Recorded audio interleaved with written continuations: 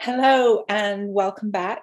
My name is Lisa Haywood and I'm at the Department of Education, the Office of Social and Emotional Wellness, and I'm rejoined by my dear colleagues Molly White and Catherine Leswing.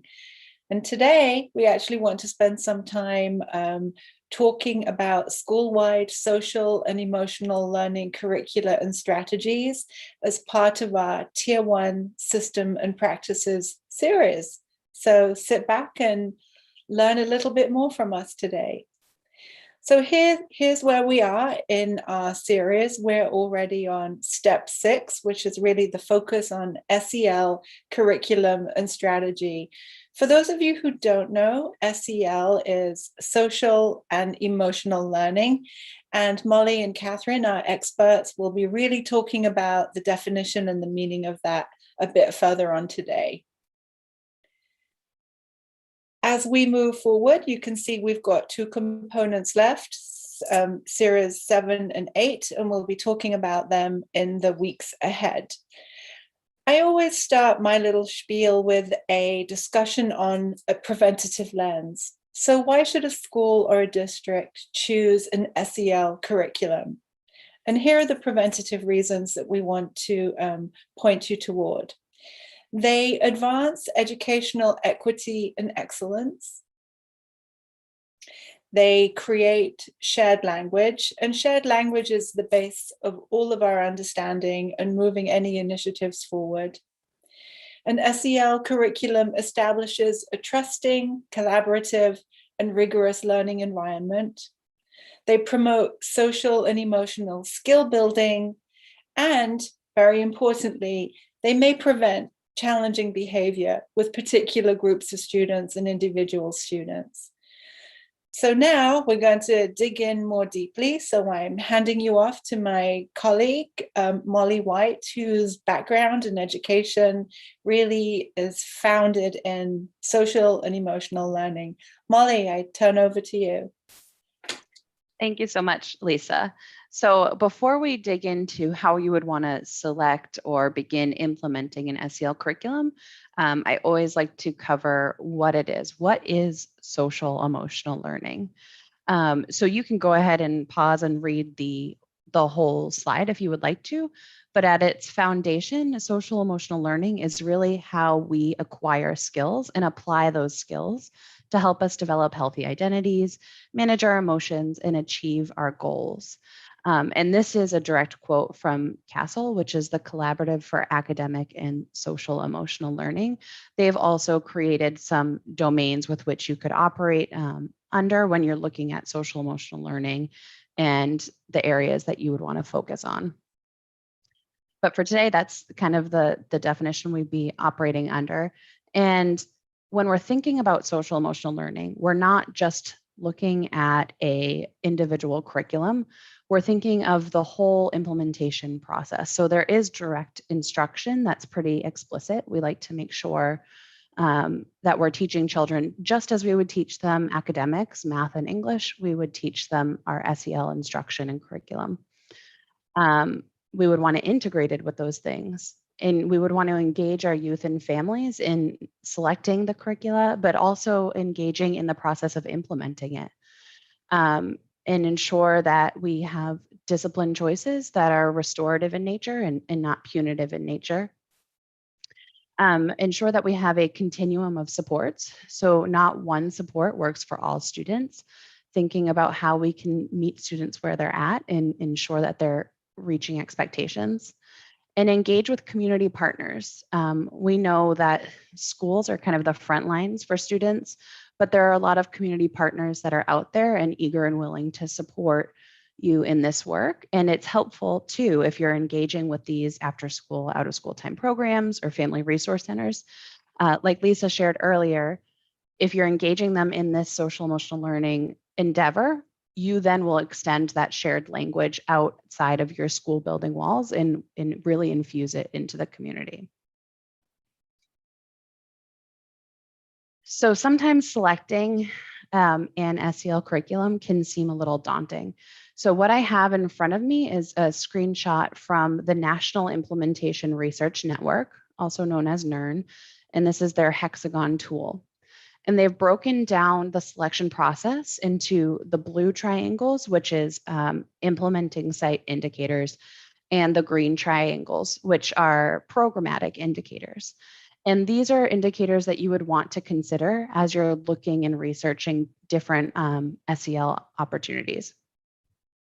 So for your implementing site, you would want to consider your need. Does this actually meet the need of your population? Does it fit within your community culture and context? Is it aligned? And do you have the capacity to actually implement? And then when you're looking at the program itself, you would want to make sure that it is evidence-based, or at least evidence promising, that it's usable, that it's well designed, there's adaptations for your specific population, and that supports are built right into this curricula, so that there's expert assistance and resources that are able to be accessed, whether that be coaching or other supports. And with that, I'm going to pass it over to my colleague to go over some considerations that you could make in your selection process. Thank you, Molly. So that explanation of the hexagon tool is really helpful when we think about the different components of SEL curricula and how, what do we need to consider when we're looking at these curricula.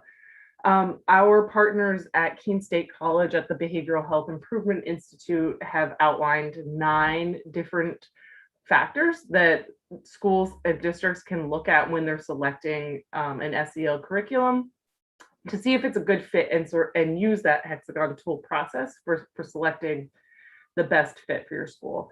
So just briefly looking at these 9, I'm not going to go into detail on all of them, but just reading across here, you can look at the local fit and how it fits into the context, school-wide programming that's offered.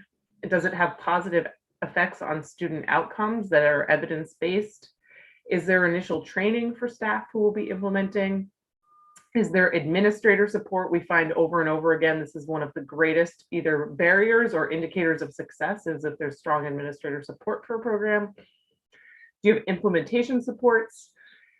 Is there a professional learning community around implementation? Is there coaching? And is there a focus on equity? And a way to measure outcomes for different subgroups in your school community to see that everyone's being impacted equitably and responding.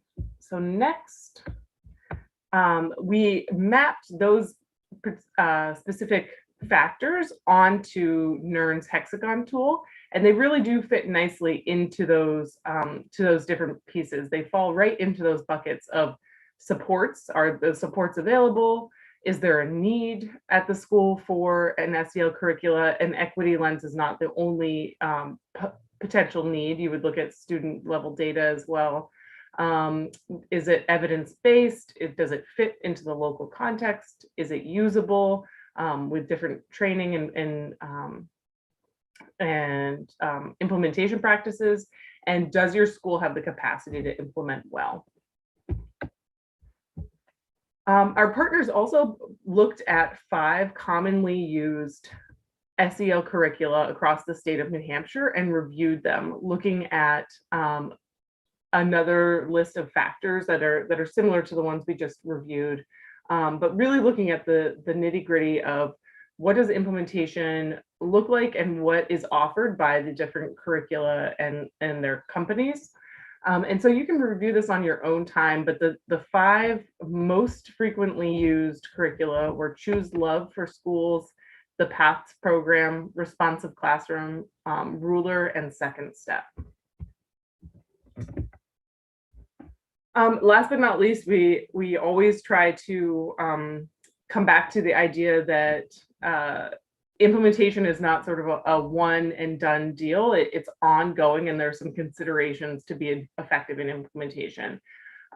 It's important to look at both fidelity of how you're implementing the SEL curriculum and how students are responding, so those outcomes. If you're not measuring fidelity, and again, you'll hear us say this over and over again, it's really hard to know whether the student outcomes are a result of the program you're implementing or because of other factors. So measuring how well you're implementing the curricula or curriculum is very important. You might want to consider the support that you have in your school community, the reach. So are all students accessing the curriculum? And how often are they getting the curriculum, and how intensively? And then continuing to monitor and evaluate for fidelity and outcomes. So that was in a nutshell, an overview of how to select an SEL curriculum. We hope you found this useful, and I'm sure you have many more questions.